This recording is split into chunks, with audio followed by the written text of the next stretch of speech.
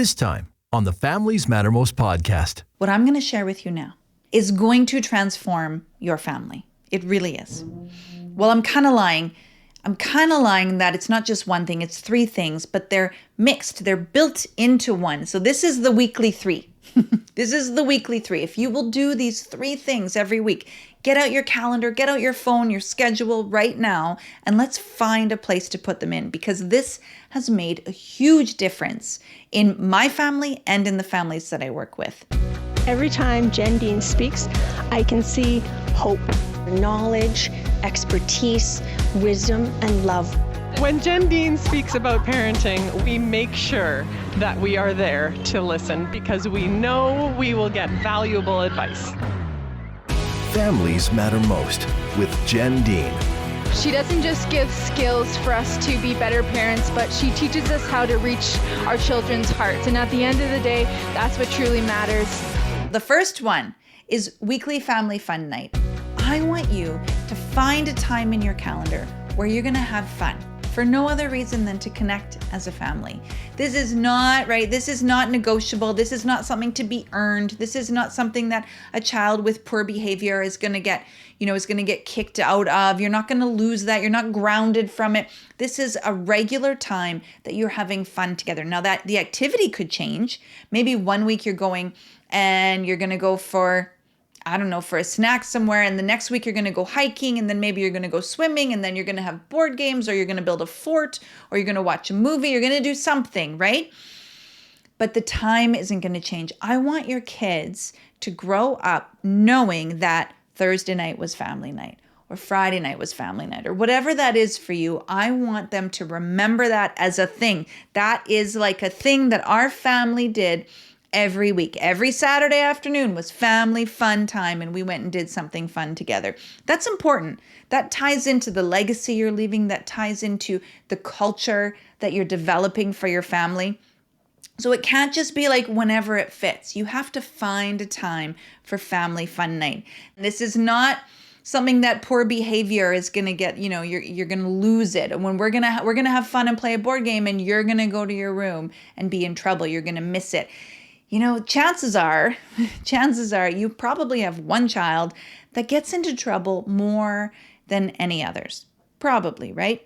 So this is not the time to be sending that child away. This activity, the purpose of it is to build connection, to reach their hearts, to add to your relationship. So that child that gets in trouble more often, he needs that, or she needs that, maybe more than the others. Maybe this is even more important for them. So this is not to be taken away. This is a non-negotiable. Everyone needs to go. We're all going bowling. This is what we're doing. This is what we're doing on the Thursday family fun night, or however that works for you. It's important. This makes a difference. It's not haphazard. It's not just when it works for everyone. Your kids are going to grow up remembering that was a staple in our home. That was really important, that we had fun together. We did things. We built into our relationship together. So that's the first one, the weekly family fun night. The second one is weekly family meeting. So this is going to help your marriage, everybody. Sean and I fought so much over these things, because what would happen is we wouldn't go over our schedule, and then Wednesday comes along and one of my kids needs to be at soccer and another one needs to be at t-ball, and I have this thing, and we only have two of us, and there's 3 kids and activities and not enough cars, and I can't clone myself. And so then I am running around like a crazy person. I'm angry at everyone. I have no patience. I'm feeling like nobody's helping me. I'm all alone in this. Why do I have to do everything? It's not fair. It's always on me. You can relate, right? That's how I'm feeling in it. So have that family weekly schedule meeting. It's going to save you so much stress and agony. We do ours on Sunday night. And now that our kids are older, they join us for this meeting. We all go through it together, and we look at our calendars and we say, okay, what does our week look like? What are the activities? What are the things? What are the appointments? I can't forget about this. Anything new, unusual going on this week? It makes a big difference logistically. Oh, hey, so-and-so needs a ride. There's not enough of us to go around here. Okay, can we carpool? Can he ask a friend? Can we ask Nana or Papa to help? Like, what can we do to avoid this ahead of time before the stress and the chaos ensues? You've been there. You know what this is like. We look over meals. Hey, you know what? Who's making supper? Who's going to be home? Do we have time to cook a big meal? No. What are we going to do? How are we going to plan for this? We look over the logistics. If your kids are older like mine, you'll find that you're not as involved in their day-to-day. You're not micromanaging their assignments. You don't know what's going on. This is an opportunity for them to share their calendar. Hey, on Tuesday, I have a math test. On Friday, I have a soccer game. I have an appointment here. I have this going on. I have an essay coming up. I have this class. This is an opportunity for them to share kind of what's going on in their world. And that matters, right? And it's a lot to keep track of for us. So to have that regular time where, hey, you're going to write in your calendar, oh, so-and-so soccer game, I'd like to try and make it to that. You make sure your calendars are all synced and everything's working. Is there any crisis ahead? And here's another thing. If you find that your calendar is just too full, if you're looking at it together collectively and you're saying, wait a minute, we're not home. Like, we're passing each other. We don't have a single night at home. How are we going to do our family fun night? How is that even going to be possible if we're not home? Maybe you make a decision in that moment, right? Maybe you decide, okay, something's got to go. We got to make a call. We have to tell someone. We have to call them and say, sorry, we can't meet you for dinner on Thursday night because it just doesn't fit in our schedule. You don't have to say because we need a night at home with our family. You can just say it's not fitting in our schedule this week. We're going to have to reschedule that. We're going to have to push that back. Or I'm so sorry, I can't help you at this thing. I can't, whatever it is. Can you get out of something if you're feeling like you're not home enough? And maybe it's temporary. Maybe it's only for that week. But if you're finding that's happening every week, then I think that's a sign. That's a sign that maybe something's got to go permanently, right? Something's got to come off your plate. So that's the schedule. That's part of the weekly family meeting. At that point, we want to try and keep this to 15, 30 minutes. That's the goal, is to keep this quick if you can. Now, in our family, we get off topic so easily. We end up in a discussion or a debate or sometimes a fight over, the different things that are going on in our worlds. So try and keep it to under 30 minutes. At that point, if anyone has something they want to bring up, maybe, they're not happy with the meals. Maybe someone's cooking spaghetti 4 times a week and that person really dislikes spaghetti. Okay, this would be an opportunity. Let's talk about this. Let's come up with a solution. Maybe someone's not happy with the chores and how they're being divvied out and they'd like to try and find a different solution there. There's something that's not working in the home logistically.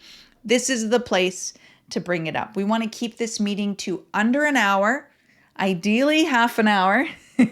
We don't want people frustrated, but it really does reduce so much stress, anger, frustration, low tolerance, right? In the future, it is so worth it. We've all come to rely on it. Even our teenagers are like, hey, we need to do our family meeting. We need to make sure our schedules, let's look at what's coming up for the week. Let's get ahead of this thing. You do it for a couple of weeks and you'll be hooked, I promise. Now, this last one is my favorite.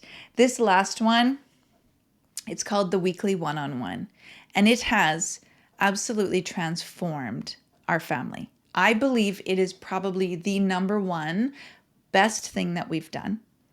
And if you do nothing else, if this is all overwhelming to you, if you do nothing else, do this one thing, the weekly one-on-one. This is where you pull one child away and you go find another room, you find a quiet place, you bring them to your bedroom, whatever that is, you find a quiet place and you pull one child in and you ask them 3 questions. Say, how are you? Yeah. And they'll say, I'm fine, or I'm tired, or I'm lonely, or I'm angry, or whatever it is. Then you're going to say, how's your life going? And they'll tell you about, my math is fine, or sports, or friends. Maybe there's some issue with a friend, or boys or girls, or whatever it is they're thinking about. And then your last question is, how can I help you? How can I help you? What do you need from me? How can I be a support to you, right? So how can I help? The point, the purpose of this is not, we are not leading them to a discussion about their character flaws.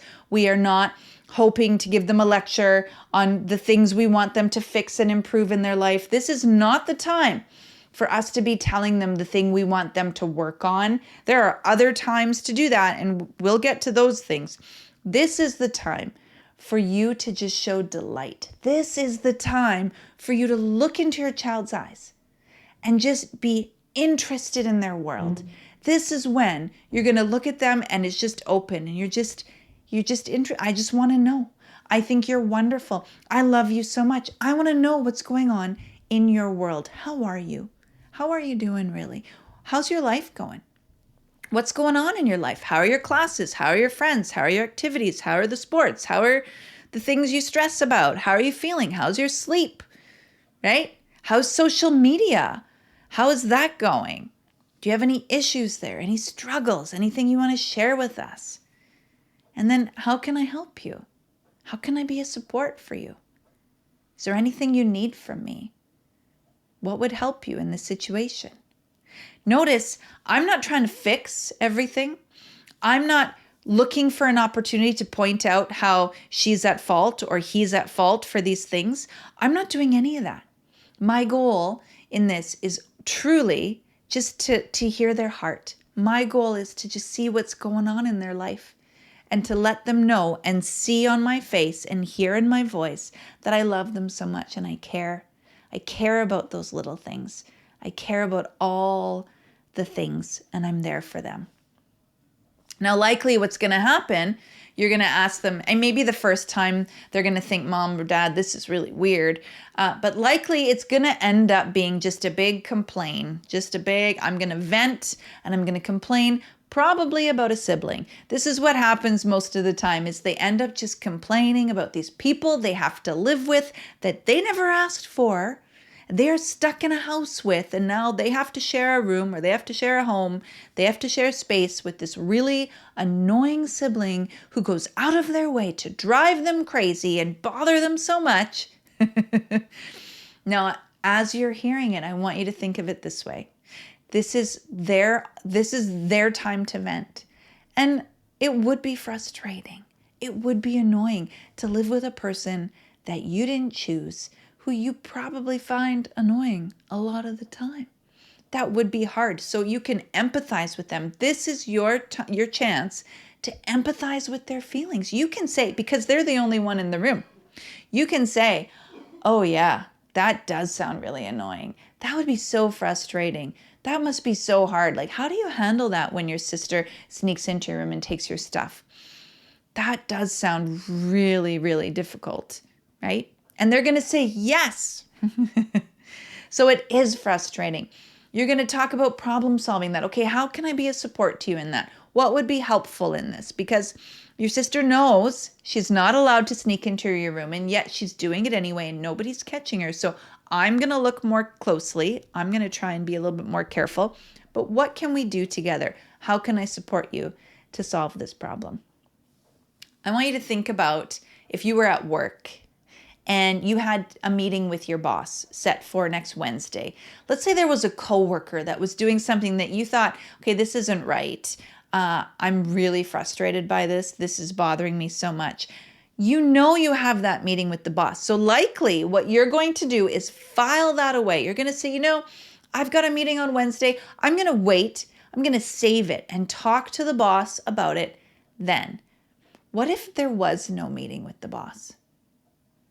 You know what would happen. There would be some kind of drama. If there was no meeting with the boss, then how are you going to solve this problem, right? You might try and stuff it down, but eventually it's going to explode. You're going to freak out on your coworker or you're just going to shut down and get really upset. You're going to take it out on someone else. Something's going to happen. It's going to be a blow up. Or in this case, if it was you and the coworker, you would have to go out of your way to schedule a meeting with the boss, which now it's a thing. You know what that's like. If you had to go, you have to schedule the meeting because you want to talk about this specific issue. Now this is a thing. This is a big issue. It needs to be dealt with. And it's gotten much bigger than maybe it had to be. Initially, when you had the meeting with the boss, you were like, okay, I can handle it. Immediately, you would have been less stressed about it. You would have been more calm. You would have thought, I'm not ignoring that. I'm saving it for Wednesday. We'll deal with it then. I'm going to talk to the boss. That's what this one-on-one is giving your kids. They're frustrated all the time with each other, with things in life, probably with us as parents, right? There's lots of frustrating things, lots of annoying things for them in their world. Having this regular time that they know they're going to talk with mom, they're going to talk with mom and dad, however that works, right? They know it's coming. I've had this happen so many times in my family where one of my kids has come to me. We've had our meeting. We have ours on Sunday. One of my kids has come and said, I've been waiting to talk to you about this. I've been saving this. I actually, you know what? This really bothered me on Friday, but I knew I was meeting with you on Sunday. So I set it aside because I knew I would talk to you about it then. This is helping the kids to get along better. It's reducing the stress and frustration in your home because it's giving a healthy way to try and process and deal with it. So don't be upset when your kids come and it's just a big complaint, an event, and a gripe. Just know that that's what they need. Your job is to hear their hearts and have empathy. It is not to defend the other person. It's not to tell them how they're wrong and how they ask for it and how they do things wrong too. Yep, that all may be true. This is not the place for that. This is the place to empathize and say, oh, that would be so frustrating. Yep, I would really hate that too. That's it.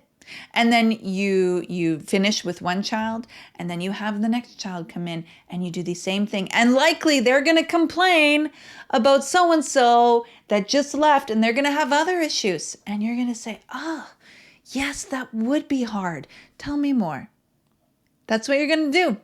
And you're not going to take it personal, and you're not going to take it on. You're going to realize that this is part of the job, is you just helping them to process, right? You're just taking it on, empathizing with the feelings, asking them, okay, how can I be a support to you? Maybe, and I've had where my kids have come and said their frustration has been that they've said, Mom, you're not treating this fairly. This other child is getting away with everything, and you're not seeing that they're doing these things wrong. Okay, so I can be a support to you. I can help you. I'll be more careful of that. I'll look for that. You know what? I'll be more mindful. I'll watch for it and see. Thank you for telling me that, right? It's not our job to defend or take things personally. Our job is just to empathize with the feelings. I want your kids leaving that space with you, feeling connected, feeling heard, feeling like their emotions are valid, yeah? And they were acknowledged. That's really it. We're going to talk about other discipline, character, conflict. We'll get to all of those things. But this, the big three, is all about connection. It's all about the connection. So the first one is the family fun, having that fun time, having it regularly in the schedule. That is a non-negotiable. That is what our family does. We do our logistical, our family meeting, our weekly family meeting, where we go over the calendar. We talk about any logistical issues that are coming up that we need to solve. And then the third one, the most important one in my mind, is the one-on-one, that weekly one-on-one. Now, depending on how many kids you have, if you might have to, right? Maybe you're going to divide and conquer, and mom's going to take one and dad's going to take a separate one, and then you swap next week, or how, like, you can make that work. If you've got lots of kids, then maybe you take 2 kids or 3 kids one night, and then the next week you take the other one, so they get to meet with you every 2 weeks instead of every one. If that's how it has to work. If you're a single parent, then that's okay. You are going to maybe you have to divide. You have to say, okay, I'm going to take 1 a week. Maybe that's how it ends up working. I'm going to take 1 a week, and it's going to take me, a couple of weeks, 4 weeks to get through everyone. If you can do 2 a week, however this will work. No, the solution is not to give up. The solution is to modify and adapt to make it work. And if it's not going to happen every week, then what can you do? Even once a month would be better than not at all. So I want you to find a way to make this work. Now for us, The simplest way for us, we're a busy family, is we do it all in one night. We've hacked this. So we have what we call Sunday, and it's getting more and more challenging as my kids get older. They have jobs and schedules, and it is becoming more difficult. But when they were younger, it was every Sunday. We called it Sunday, and we had ice cream. And so every Sunday we would have an ice cream sundae, and then we would do our 3 things all together. We would have a family fun night. We would have the family meeting, and then we would have the one-on-one. So how it worked for us is we would get kind of the ice cream out, and we had some older kids, so they could work on getting the sundaes out and getting the syrup or the sprinkles or whatever it is that we were doing that night. And we would pull in one child and have our one-on-one. And then we would pull in the other one. So everyone's working on getting their sundaes ready. And then we would have together, we'd sit together and eat our sundaes, and we would do our calendar. We'd go over our family meeting. We tried to keep it short, right? 15 minutes was the goal. And then we would do something fun together. We're eating ice cream. We would do something fun. And it might have been watching a movie. It might have been playing a board game. It might have been minute to win it games. We would do something fun together. But we've connected. So it is possible. For us, Sunday evening was our non-negotiable. That's what we did. That's what our family was about. So what can it be for you? How can you adapt this? This is the big 3, guys. This makes a difference. And I'm going to end with a story. I work with lots of great families, and some of the families I know already, and maybe I do life with in some way. One of the families I worked with, good parents, love their kids, good kids, and yet, truthfully, we found out as we worked together that the kids didn't feel close to their parents, even though the parents loved their kids, even though their parents wanted to be there, and they would have said, we're there for our kids, we're here whenever they want to talk. For some reason, the kids didn't feel like they had that connection with their parents. The kids didn't feel like they could talk to their parents about their world, about their life, about their friends or their school or whatever it was. Even though the parents were home, they were available, the kids didn't feel like it was welcomed. It was open. So we started initiating the big 3. And so we did the schedule and the logistics. We did the weekly family fun that was not optional. It was just something to build connection. And then we did the one-on-one. Huge difference in the home. All of a sudden now, it's honestly, imagine if you had somebody that every week was willing to say, you know what? I'm just interested in you. I just really want to know how you're doing. I care about you. I'm cheering for you. I believe in you.